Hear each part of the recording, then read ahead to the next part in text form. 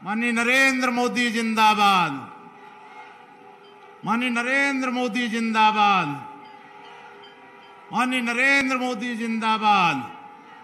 जिंदाबाद जिंदाबाद नरेंद्र मोदी जिंदाबाद। माननीय नरेंद्र मोदी जिंदाबाद। माननीय नरेंद्र मोदी जिंदाबाद।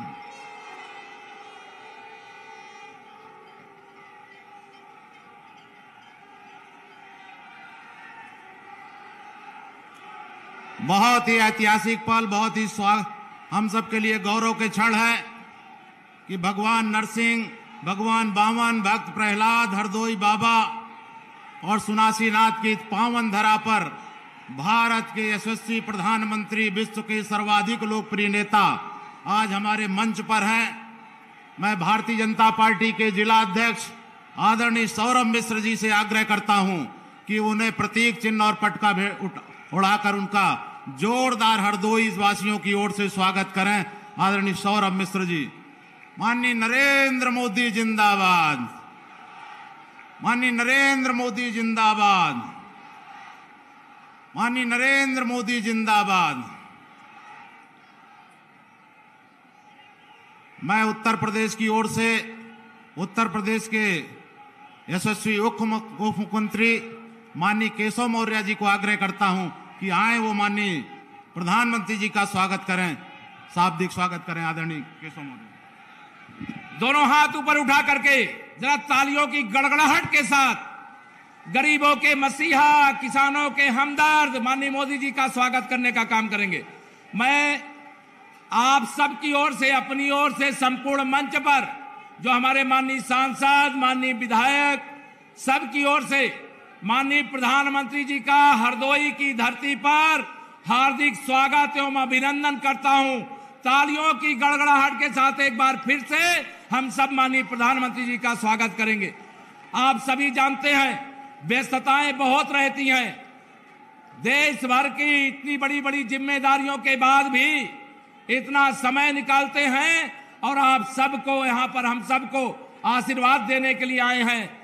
मैं माननीय प्रधानमंत्री जी के और आपके बीच में दीवार बनने बगैर मैं प्रार्थना करता हूं माननीय प्रधानमंत्री जी को कि आकर के अपना आशीर्वचन देने की कृपा करें, उद्बोधन देने की कृपा करें। खड़े होकर के तालियों की गड़गड़ाहट के साथ भारत माता की।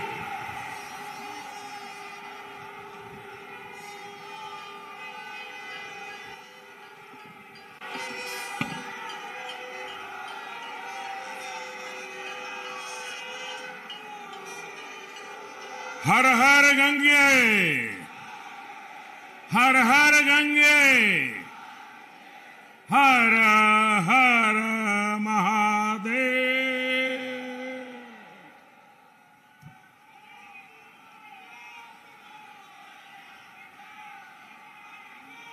जिस धरती पर भगवान ने दुई दुई अवतार ले,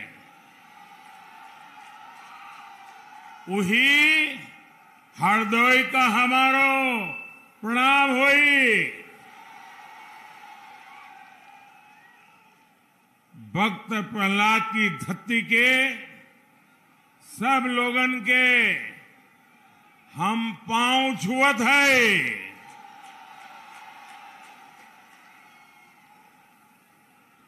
आपका ये उत्साह, ये जोश हम सभी के लिए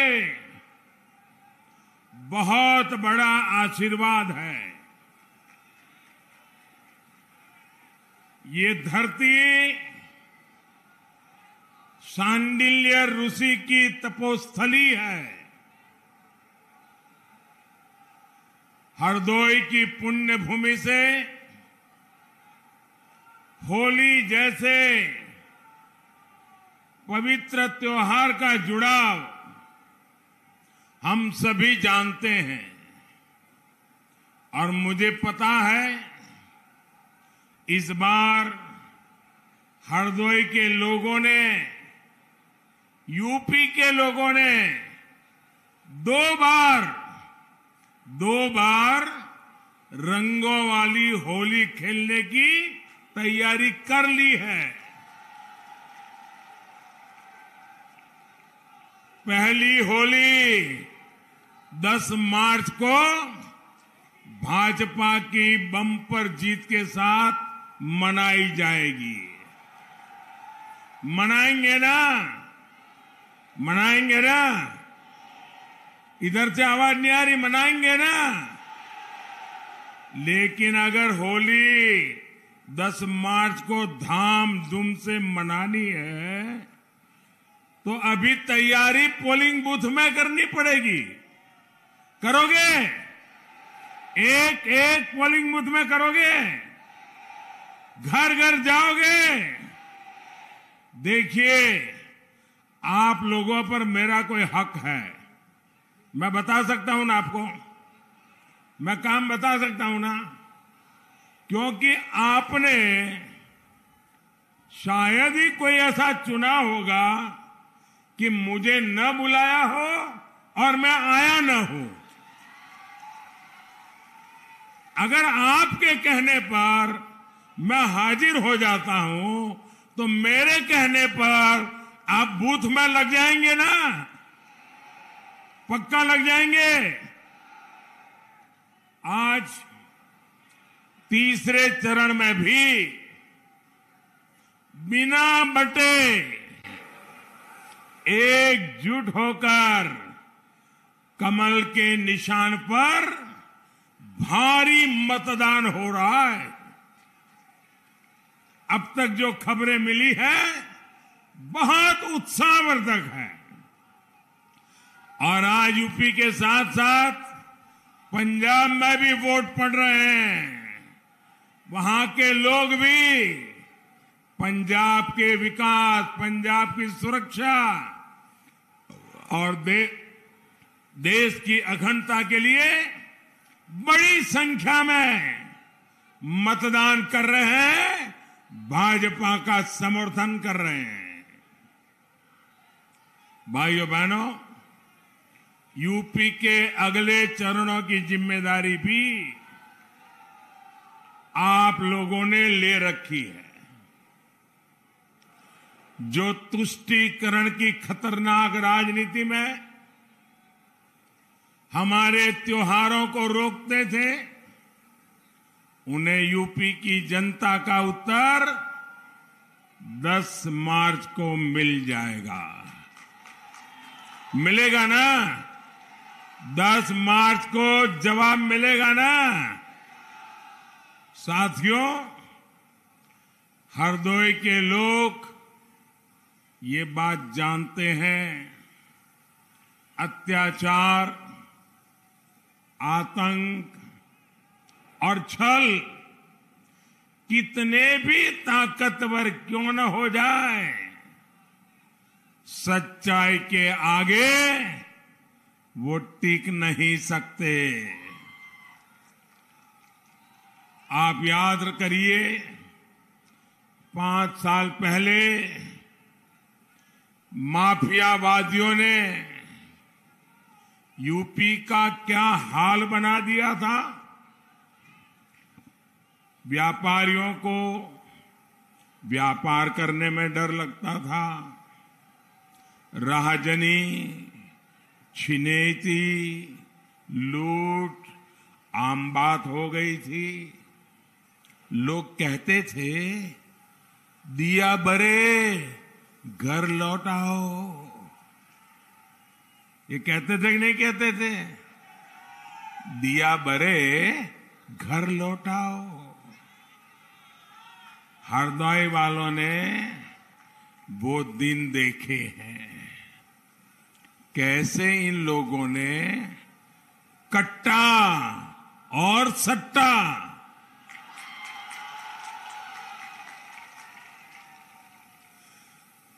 एक कट्टा और सट्टा वालों को खुली छूट दे रखी थी। हमारी माताएं परेशान रहती थी कि बेटे बेटी घर से निकले हैं तो रात शाम को सुरक्षित घर लौट आए, कोई दुर्घटना उनके साथ न हो जाए। अपराधियों को इन गौर परिवारवादियों की सरकार का पूरा संरक्षण होता था। लेकिन हरदोई की जनता देख रही है कि आज कैसे सबका हिसाब हो रहा है। हिसाब हो रहा है कि नहीं? बराबर ठीक हो रहा है ना? माफिया, अपराधी खुद जमानत रद्द करवाकर जेल के भीतर पहुंचे हुए हैं। भाइयों और बहनों, बुरी तरह चुनाव हार रहे इन गौर परिवारवादी अब जात पात के नाम पर जहर फैलाएंगे। लेकिन आपको केवल एक ही बात याद रखनी है, एक ही मंत्र, यूपी का विकास, विकास, विकास, देश का विकास, विकास, विकास। ये वो लोग हैं जो कुर्सी के लिए अपने परिवार से भी सबसे लड़ जाते हैं। इसलिए ये गौर परिवारवादी किसी जाति या समाज के लिए भी नहीं हो सकते। साथियों, यूपी में आपने जिस डबल इंजन की सरकार को आशीर्वाद दिया है, वो किसी एक खानदान की सरकार नहीं है। कोई कह सकता है क्या कि यूपी में खानदान की सरकार है?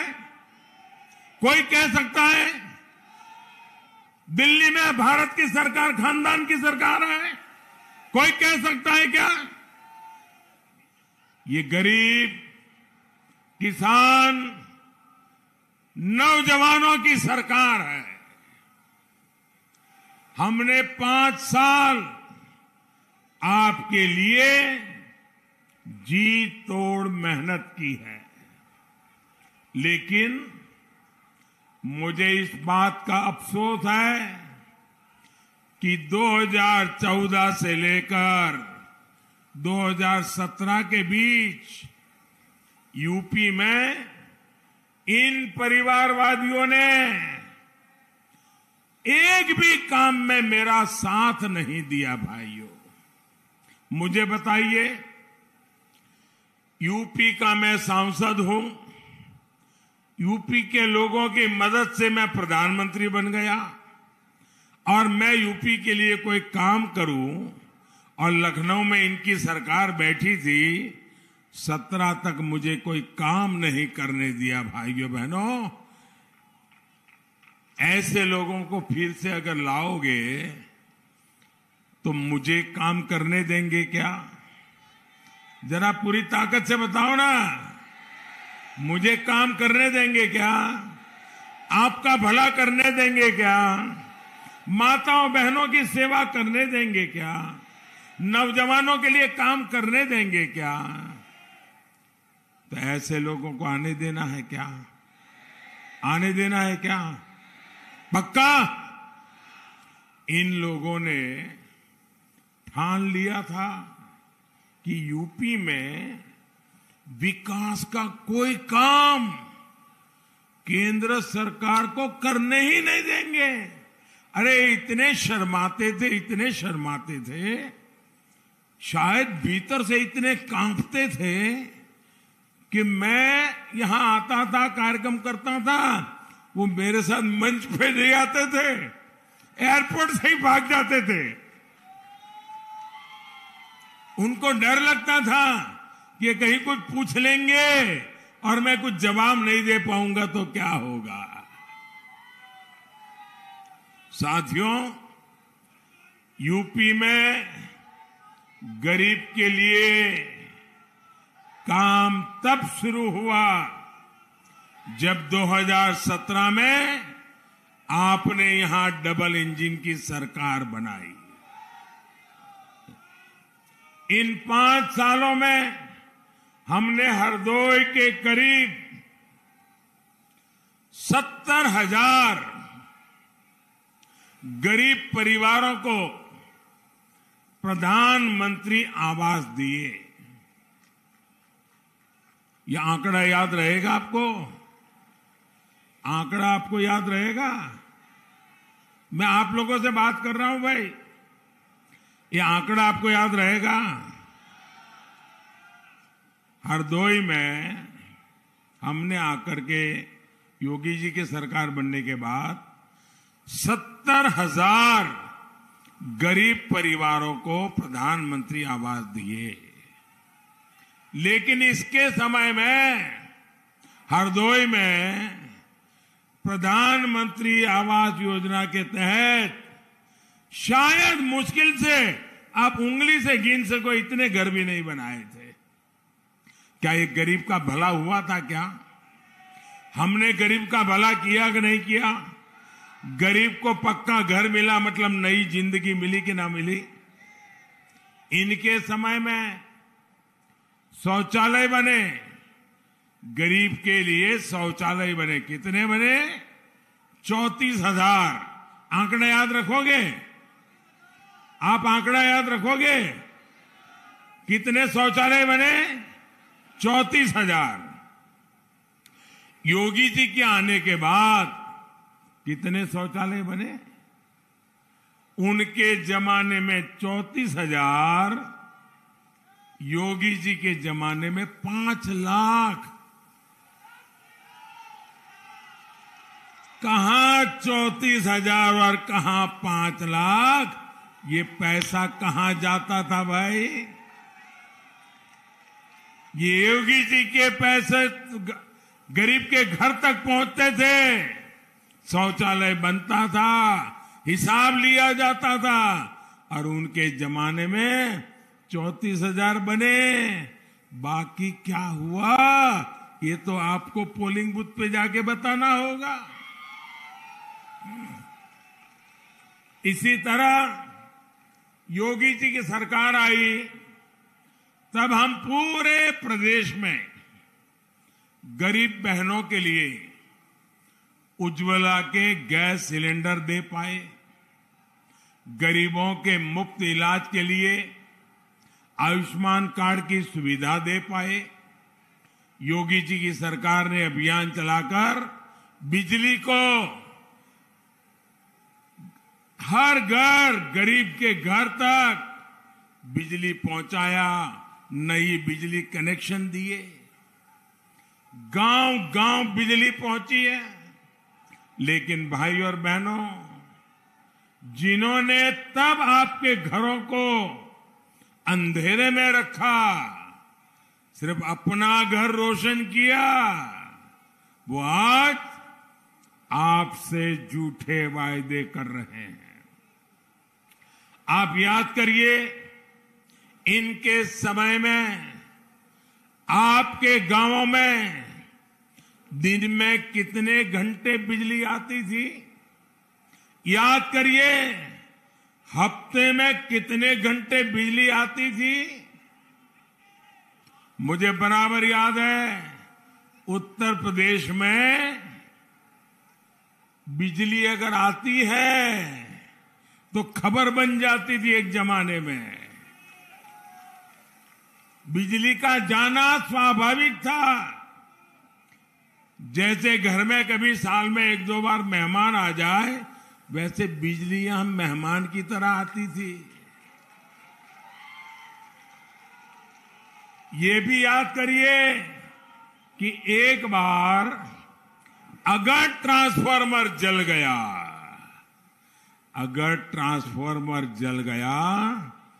तो कितने महीने लग जाते थे और कितने कितने बाबुओं के पैर पकड़ने पड़ते थे, और पता नहीं कितनी कितनी दक्षिणा देनी पड़ती थी, कितना प्रसाद चढ़ाना पड़ता था, तब जाकर के एक ट्रांसफार्मर रिपेयर होता था। ये गौर परिवारवादी आपको बिजली नहीं, बिजली का झटका देने के लिए तैयार बैठे हैं। जिनके काले कारनामे ही अंधेरे में फलते फूलते हो, वो परिवारवादी कभी भी प्रदेश को उजाला नहीं दे सकते। साथियों, माफियावादियों की सरकार में एक बड़ा गोरख धंधा जमीन पर अवैध कब्जों का भी चलता था। इनके नेताओं के गुर्गे किसी की भी जमीन पर अपना कब्जा समझने लगते थे, लेकिन डबल इंजन की सरकार ने इनके इस धंधे का शटर भी गिरा दिया। स्वामित्व योजना के तहत हम गांव में ड्रोन के जरिए जमीनों का लेखा जोखा तैयार करवा रहे हैं। आसमान से जमीन की नपाई हो रही है और जमीन के मालिक को मालिकाना दिया जा रहा है, प्रॉपर्टी कार्ड दिए जा रहे हैं, यानी दबंगई और कब्जे का खेल खत्म।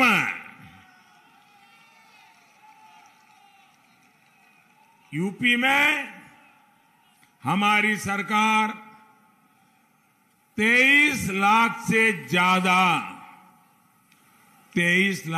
ज्यादा लोगों को प्रॉपर्टी कार्ड का वितरण कर चुकी है, प्रॉपर्टी कार्ड दे चुकी है और ये काम आगे भी चलने वाला है।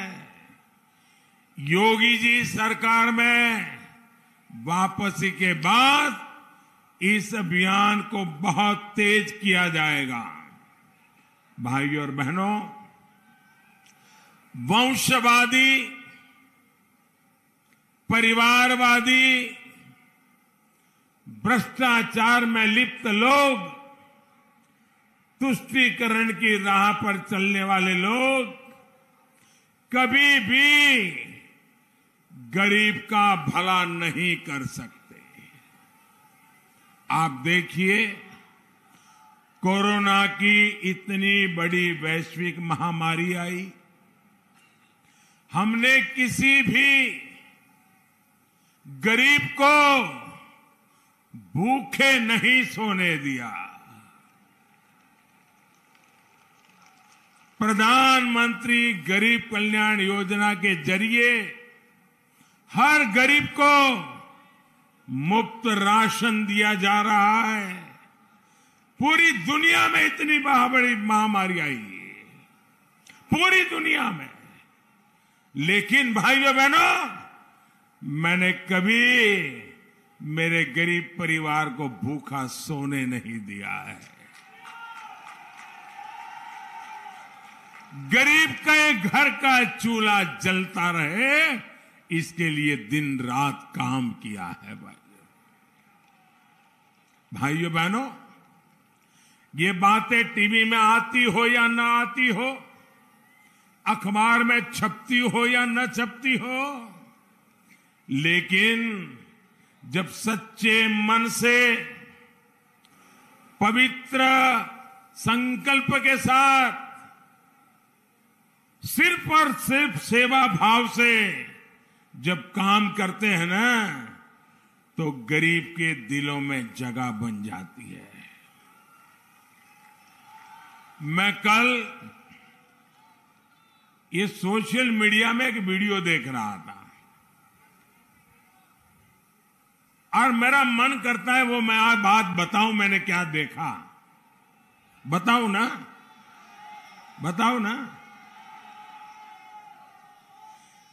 मैं चाहता हूं कि मैं आपके सामने, खास करके मेरे उत्तर प्रदेश के भाइयों बहनों के सामने ये बात मेरे दिल को छू गई, इसलिए मैं बताना चाहता हूं। उस वीडियो जो मेरे पास पहुंचा उसमें एक बहुत ही गरीब बुजुर्ग महिला, और मैं देख करके कह सकता हूं शायद उस मां को कभी स्कूल में जाकर के पढ़ाई करने का बहुत सौभाग्य नहीं मिला होगा। ऐसी एक गरीब बुजुर्ग मां, एक ऐसे ही आजकल जाते हैं ना टीवी, हमारे ऐसे मित्र सारे, तो ऐसे कोई डंडा लेकर के पहुंच गया इंटरव्यू करने के लिए। वो गरीब मां को तो क्या मालूम, वो आके खड़ा हो गया। उसने ऐसे ही उनको जरा टेढ़े मेढ़े सवाल पूछना शुरू किया। उस गरीब महिला बुजुर्ग मां से पूछा कि आपके यहां चुनाव कब है? और मजा ये है उस मां ने सही तारीख बताई कि फलानी तारीख को हमारे यहां चुनाव है। लेकिन उसके साथ साथ ये भी कह दिया मां ने, ताकि वो आकर के सर खाए नहीं, नया सवाल पूछे नहीं। उन्होंने कहा चुनाव है फलानी तारीख को और हमने नमक खाया है, हम धोखा नहीं देंगे। एक गरीब बुजुर्ग अनपढ़ मां उस बुजुर्ग महिला से फिर पूछा किसका नमक खाया है, किसे धोखा नहीं देगी? तो उस मां ने कहा मोदी का नमक खाया है। वो बुजुर्ग महिला के साथ उनके बुजुर्ग पति भी बैठे थे। उन्होंने भी उस मां ने जो कहा, उनके पतिदेव ने भी उसको समर्थन दिया, हां में हां मिलाई। फिर उस बुजुर्ग महिला से पूछा गया कि मोदी ने ऐसा क्या किया है? साथियों, इस गरीब बुजुर्ग मां ने उत्तर दिया, ये उत्तर मैं कभी भूल नहीं सकता। उस मां ने कहा मोदी राशन दो हमें। फिर दोबारा कहा मां ने मोदी राशन दो हमें। भाई और बहनों, फिर बाद में उस महिला ने बताया, उस मां ने बताया कि कितना राशन उनके परिवार को मुफ्त मिल रहा है। ये मेरा सौभाग्य है कि वो बूढ़ी मां जो कभी मुझे मिली नहीं है, वो मां इतना मुझे आशीर्वाद दे रही है। जब इतनी माताएं बहतें मुझे आशीर्वाद दे रही हो, तो भाइयों बहनों, मुझे काम करने का हौसला बढ़ेगा कि नहीं बढ़ेगा? मैं ज्यादा से ज्यादा काम करूंगा कि नहीं करूंगा? हर नागरिक के लिए करूंगा कि नहीं करूंगा? माताओं बहनों के लिए करूंगा कि नहीं करूंगा? नौजवान के लिए करूंगा कि नहीं करूंगा? आप जब इतने आशीर्वाद देते हो तो ये जिंदगी किस काम की मेरे भाइयों बहनों? ये आपके लिए है।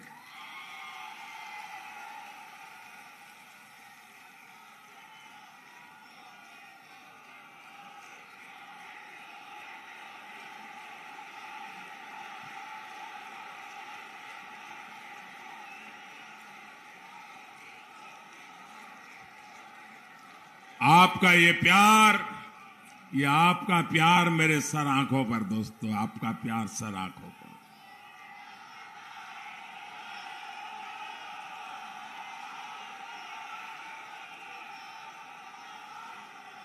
दिल्ली के सत्ता के जिन गलियारों में ज्यादातर समय अमीरों और परिवारवादियों का कब्जा रहा, वहां आज आप सबने एक गरीब मां के बेटे को आपकी सेवा के लिए बिठाया है।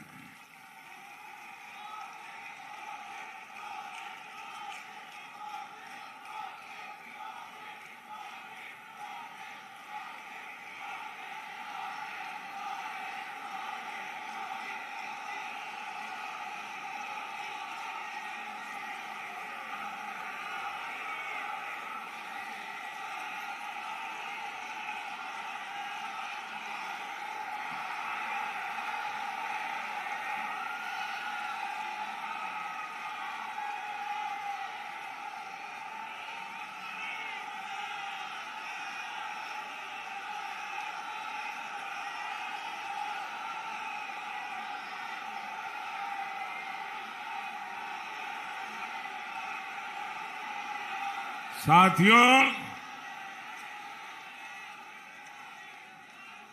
दिल्ली में बैठ करके आपके इस प्यार की ताकत को मैं भी नहीं समझ सकता।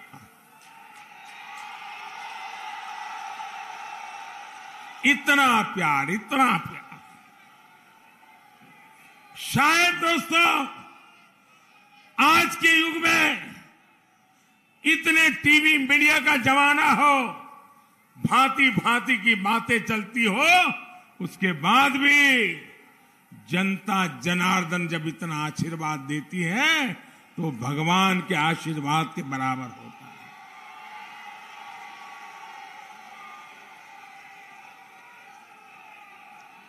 है। मैं जानता हूं कि महामारी के समय में मुफ्त राशन की योजना ने गरीबों की कितनी बड़ी सेवा की है।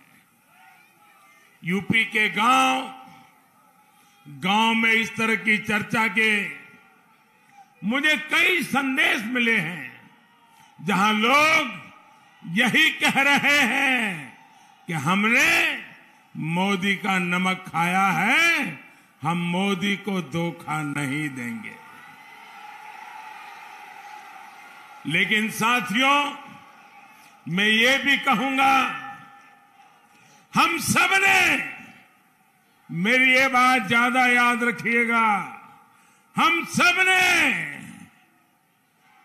मां भारती का नमक खाया है, हिंदुस्तान का नमक खाया है। हम सबका परिश्रम हिंदुस्तान के लिए होना चाहिए, मां भारती के लिए होना चाहिए, हमारे देश के लिए होना चाहिए। हम सबका लक्ष्य यही होना चाहिए कि गरीब के जीवन से हम मुश्किलें कम से कम, जल्द से जल्द कैसे करें। जब गरीब की चिंता हो तो गरीब का कल्याण सबसे बड़ी प्राथमिकता होती है। यही काम हमने कोरोना के टीके के लिए भी किया। गरीब, दलित, वंचित, पिछड़े, किसी को भी ये नहीं सोचना पड़ा कि अमीर को कोरोना का टीका तो लग जाएगा, लेकिन हम गरीब क्या करेंगे, ये उसको कभी सोचना नहीं पड़ा। भाइयों बहनों, आप सबका टीका लगा है? जरा हाथ ऊपर करके बताइए, आप सबका टीका लगा है? आपको 1 पैसे का खर्चा हुआ है? मुझे बताइए, पहले की सरकारें होती तो ऊपर ऊपर के लोगों को टीका लगता, गरीब के घर टीका पहुंचते पहुंचते 10-10, 20-20 साल लग जाते भाइयों बहनों, लेकिन मैंने घर घर टीका पहुंचा दिया। हमने टीका लगाकर हिंदुस्तान के मेरे हर भाई बहन को, गरीब से गरीब को भी सुरक्षा का कवच दिया है। लेकिन जरा याद करिए, उस मुश्किल समय में ये घोर परिवारवादी, ये आपके आशीर्वाद जो पचा नहीं सकते हैं, ये लोग क्या कह रहे थे? ये लोग भारत में बनी वैक्सीन को बदनाम करने के लिए भांति भांति की अफवाहें चला रहे थे, भ्रम फैला रहे थे, लोगों को डरा रहे थे। ये लोग चाहते थे कि गरीब टीके से वंचित रह जाए, उसका जीवन खतरे में पड़ जाए। आज आपका व्यापार, धंधा, रोजगार फिर से पटरी पर लौट रहा है, तो ये वैक्सीन की वजह से ही तो संभव हो रहा है। यही ये लोग इस भली बात को पहचान नहीं पाते, पचा नहीं पाते, और ये यही चाहते हैं कि लोग वंचित रह जाए, दुखी रहे। भाइयों बहनों, पहले की सरकारों की गलत नीतियों का खामियाजा यहां के किसानों को भी भुगतना पड़ा है। पहले की सरकार में गेहूं की खरीद होती ही नहीं थी, गन्ने का भुगतान होता ही नहीं था। लेकिन इन 5 साल में यूपी में गेहूं की रिकॉर्ड खरीदी हुई है। किसान सम्मान निधि का पैसा भी सीधे किसानों के खातों में पहुंच रहा है। मैं मेरे छोटे किसानों के लिए नई नई योजनाएं लेकर के आता हूं, ताकि मेरा छोटा किसान एक बार आत्मनिर्भर बन जाए तो मेरा छोटा किसान गांव से गरीबी को भगाने में मेरा बहुत बड़ा सिपाही बनने वाला है। भाइयों बहनों, गन्ने का भी जितना भुगतान योगी जी की सरकार ने किया है, उतना सपा बसपा दोनों ही सरकारों के 10 साल में नहीं हुआ। लेकिन पिछली सरकारों में तो प्रदेश की 21 चीनी मिलें बंद हो गई, चीनी मिलें बंद हो गई। भाइयों, इन्हें एक और मौका मिल जाता तो ये हरदोई की चीनी मिलें भी, उस पर भी अलीगढ़ का ताला लगा देते जी। लेकिन ये हरदोई के लोग समझदार हैं, इसलिए उनका खेल चलने नहीं दिया। अच्छा हुआ आपने पहले ही इनकी फैमिली इंडस्ट्री पे ताला लगा दिया।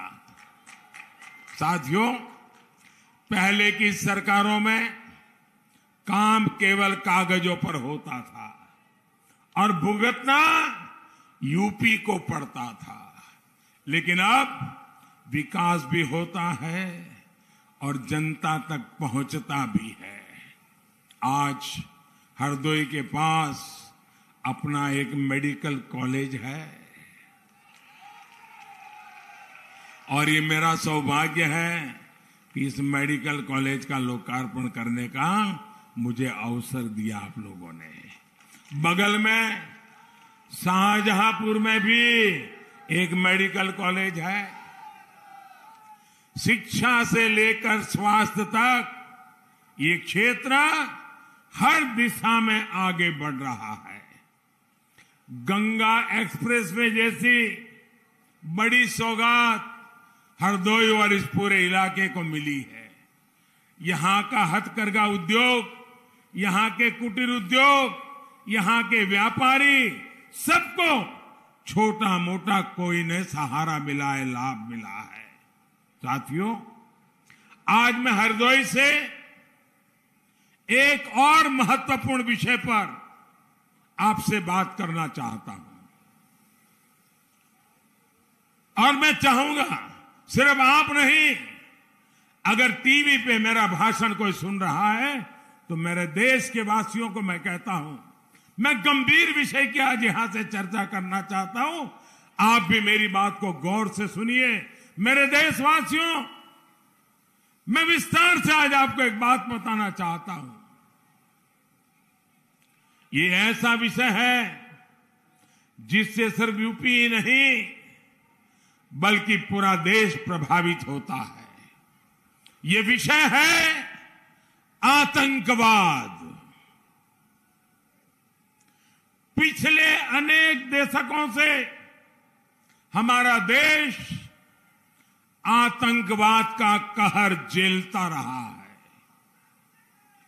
जिहादी संगठनों की कुदृष्टि हमारी धरती, हमारी संस्कृति और हम लोगों के पर लगातार वो कुदृष्टि रही है।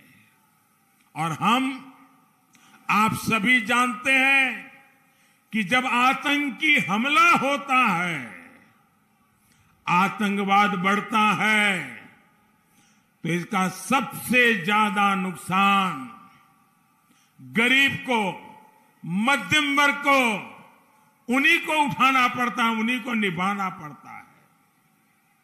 जब आतंकी हमला होता है तो सामान्य मानवी की जिंदगी प्रभावित होती है, व्यापार कारोबार प्रभावित होता है, पर्यटन ठप पड़ जाता है। आपको याद होगा, एक समय था जब हर कुछ सप्ताह के बाद देश में बड़े बड़े बम धमाके होते थे, सीरियल ब्लास्ट होते थे। कभी मुंबई में बम फूटता था तो कुछ दिनों के बाद दिल्ली में बम फूटता था, थोड़े दिनों के बाद जयपुर में बम फूटता था, फिर थोड़े दिन के बाद बेंगलुरु में बम फूटता था, फिर थोड़े दिन के बाद हैदराबाद में बम फूटता था, कभी गुवाहाटी में बम फूटता था, कभी लुधियाना, कभी अगरतला, कभी इम्फाल। हिंदुस्तान के हर कोने में कितने ही शहर उस दौरान बम धमाकों से धराए, कितने ही निर्दोष नागरिक उन हमलों में मारे गए। जब मैं गुजरात का मुख्यमंत्री के रूप में वहां की सेवा कर रहा था तो उस दौरान अहमदाबाद में भी सीरियल बम धमाके हुए थे और उनका षड्यंत्र तो और शहरों में भी था। मैं उस दिन को कभी भूल नहीं सकता हूं साथियों। और उसी दिन जो लोग इन धमाकों में मारे गए थे, धरती खून से लाल हो चुकी थी, माताएं बहनें के आंसू रुकते नहीं थे। मैंने उस रक्त से गीली हुई इस मिट्टी को उठा करके मैंने संकल्प लिया था कि मेरी सरकार इन आतंकवादियों को पाताल से भी खोज करके सजा देगी।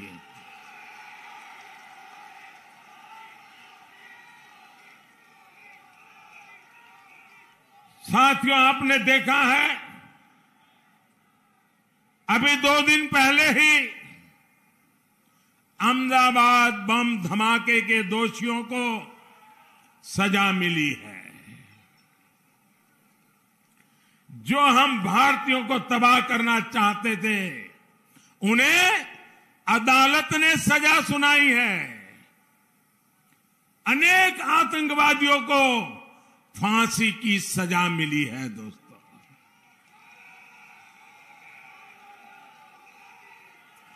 आज मैं विशेष तौर पर इसका जिक्र इसलिए कर रहा हूं क्योंकि कुछ राजनीतिक दल ऐसे ही आतंकवादियों के प्रति मेहरबान रहे हैं।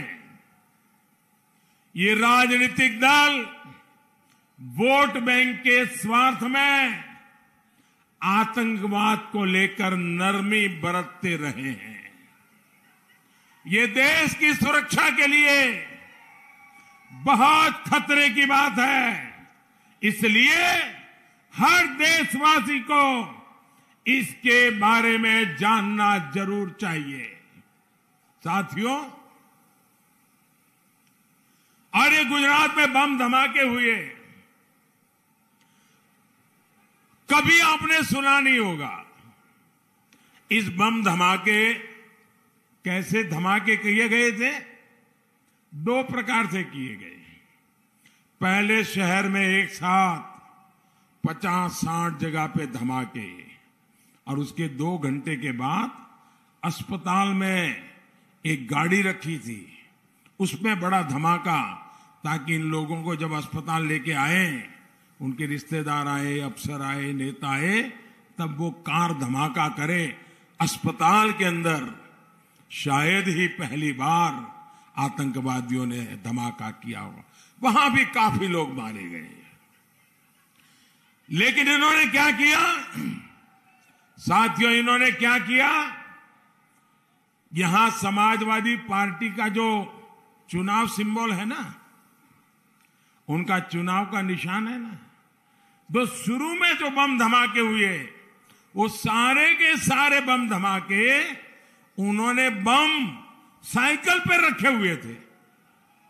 अब देखिए, साइकिल पे बम रखे हुए थे और जहां लोग सब्जी वगैरह खरीदने के लिए आते हैं वहीं साइकिल पार्क करके चले गए थे और एक समय चारों तरफ ये साइकिलों पर रखे हुए बम धमाके फूटे।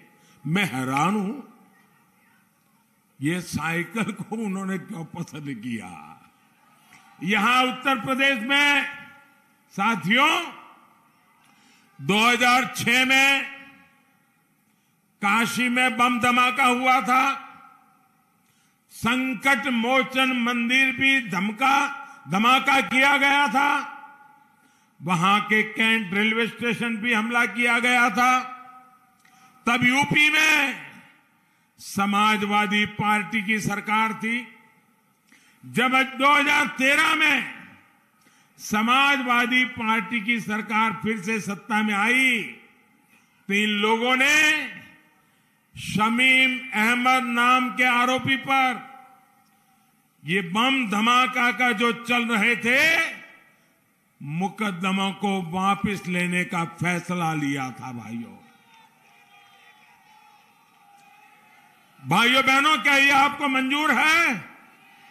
जिन्होंने काशी में धमाके किए उनके केस वापस लेने का निर्णय उचित था क्या?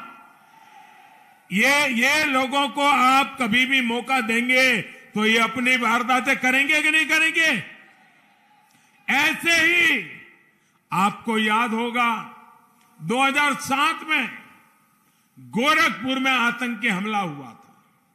2013 में समाजवादी सरकार ने तारिक कासमी नाम के आरोपी से केस वापस ले लिया था, लेकिन अदालत इसके लिए तैयार नहीं हुई और फिर तारिक को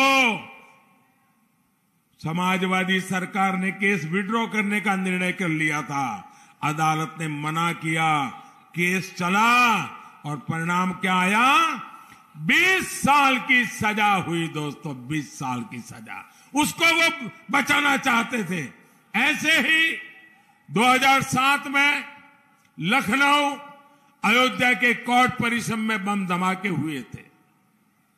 2013 में समाजवादी सरकार ने फिर आतंकी पर चल रहा मुकदमा वापस ले लिया था, लेकिन इस मामले में भी अदालत ने समाजवादी सरकार की साजिश नहीं चलने दी और आतंकी को आजीवन कारावास की सजा सुनाई।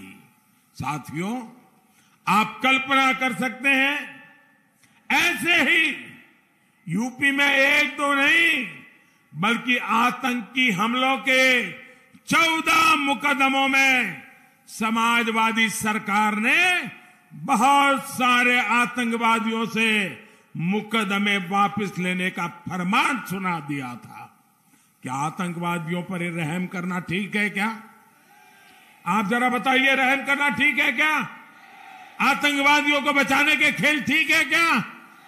और आज लिपापोती करने निकले हो। ये लोग विस्फोट कर रहे थे, धमाके कर रहे थे और समाजवादी पार्टी सरकार इन आतंकवादियों पर मुकदमा तक नहीं चलने दे रही थी। आतंकवादियों को केस वापसी का रिटर्न गिफ्ट दिया जा रहा था। इतना ही नहीं, समाजवादी पार्टी और कांग्रेस के नेताओं का रवैया और भी खतरनाक रहा है। ये लोग ओसामा जैसे आतंकवादी को जी कहकर बुलाते हैं। ये लोग बाटला हाउस एनकाउंटर में आतंकवादियों के सफाए पर आंसू बहाते हैं। ये लोग किसी दिन भारतीय सेना का अपमान करते हैं, किसी दिन पुलिस को बेइज्जत करते हैं, जबकि हमारी सरकार ने नेशनल वॉर मेमोरियल और नेशनल पुलिस मेमोरियल बनाया है। हम हर शहीद का सम्मान करते हैं। इतने वर्षों तक मैं इसलिए चुप रहा क्योंकि अहमदाबाद ब्लास्ट केस की सुनवाई चल रही थी। आज जब अदालत ने आतंकियों को सजा सुना दी है, तो मैं अब विषय को देश के सामने उठा रहा हूं। और मैं आज गुजरात पुलिस की भी प्रशंसा करूंगा कि उसके प्रयासों से आतंकियों के कई मॉड्यूल्स का खात्मा हुआ है। मैं चाहता हूं, मैं आज विशेष रूप से जो लोग अपने आप को बुद्धिजीवी कहते हैं, जो लोग मीडिया में अपना कर्तव्य भाव समझते हैं, जिनसे हम आशा कर सकते, जिनसे आशा नहीं करते उनको हम प्रार्थना भी नहीं करते, उनका समय हम बर्बाद करना नहीं चाहते। लेकिन बहुत लोग हैं जिनसे ये देश आशा कर सकता है, देश उन पर भरोसा कर सकता है। इसलिए मैं ऐसे मीडिया हाउसेस को, मैं ऐसे अखबार वालों को, मैं ऐसे लेखनी लिखने वाले से आग्रह करूंगा, देश के सामने इन तथ्यों को उजागर किया जाए। अब अदालत ने जब न्याय दे दिया है, तब देश के लोगों के सामने पर्दे के पीछे की बातें खोज करके मिलाना, पहुंचाना, मुझे विश्वास है अगर ये चुनाव की आपाधापी न होती तो सब हफ्तों तक ये अहमदाबाद के अदालत का फैसला है, हफ्तों तक चलता। मैं चाहता हूं ये सच्चाई देश के सामने आनी चाहिए। देश को जागरूक करने का काम सिर्फ राजनीतिक दलों का नहीं, हम सबका है। और इसलिए मैं विशेष रूप से मीडिया की चुपकीदी चल रही है, मैं उनसे कहता हूं, जी खोल करके सच्चाई देश के सामने लाइए और देश की रक्षा में आप भी सहायक बनिए। हमें ऐसे लोगों से, भाइयों बहनों, हमें ऐसे लोगों से, ऐसे राजनीतिक दलों से हमेशा सतर्क रहना है। ये लोग कुर्सी के लिए, अपने स्वार्थ के लिए देश को भी दांव पर लगा देते हैं, देश के सुरक्षा से भी खिलवाड़ कर देते हैं। साथियों, यूपी का तेज विकास सबसे प्रयास से ही हो सकता है। और इसलिए मैं हमेशा कहता हूं, सबका साथ, सबका विकास, सबका विश्वास और सबका प्रयास। सबका प्रयास होना चाहिए कि नहीं? जरा जोर से बताइए, सबका प्रयास होना चाहिए कि नहीं? हर किसी ने प्रयास करना चाहिए कि नहीं करना चाहिए? तो 23 तारीख को कमल के बटन पे वोट करना, ये भी सबके प्रयास का हिस्सा है। करोगे ना? ये प्रयास सब मिलकर के करोगे ना? सुबह जल्दी जल्दी निकलोगे, ज्यादा से ज्यादा मतदान करोगे? ऐसा तो नहीं होगा ना? अरे मोदी जी तो हर बार आते हैं, इस बार आए, बड़ी जोरदार सभा कर दी, बड़ा मजा आ गया, चलो अब तो जीत जाएंगे, चलो सो जाते हैं। ऐसा तो नहीं करेंगे ना? ऐसा नहीं करोगे ना? घर घर जाएंगे, घर घर जाएंगे, घर घर जाएंगे, एक एक मतदाता को मिलेंगे, हर मतदाता से हमारी बात पहुंचाएंगे और मोदी जी ने प्रार्थना की है वोट देने के लिए, वो करेंगे। मेरे नाम से लोगों को प्रार्थना मेरी पहुंचाओगे? देखिए दोस्तों, मेरे देश के मतदाताओं, मेरे उत्तर प्रदेश के मतदाताओं, मेरे इस क्षेत्र के मतदाताओं, उनको प्रणाम करके मेरी बात पहुंचाइए। मोदी जी ने आपके लिए एक संदेश भेजा है। आप भारत के भविष्य के लिए, उत्तर प्रदेश के भविष्य के लिए, आपके बच्चों के उज्जवल भविष्य के लिए कमल के निशान पर वोट दीजिए, कमल के निशान पर वोट दीजिए। घर घर पहुंचे दोस्तों, अभी भी आपके पास 2-3 दिन का समय है, पूरी ताकत लगा दीजिए। याद रखना है, पहले मतदान फिर जलपान, पहले मतदान फिर जलपान। बोले मेरे साथ, भारत माता की, भारत माता की, भारत माता की। जब भी उम्मीदवारों से मेरा आग्रह है, जरा आगे आ जाएं, उम्मीदवार आगे आ जाएं।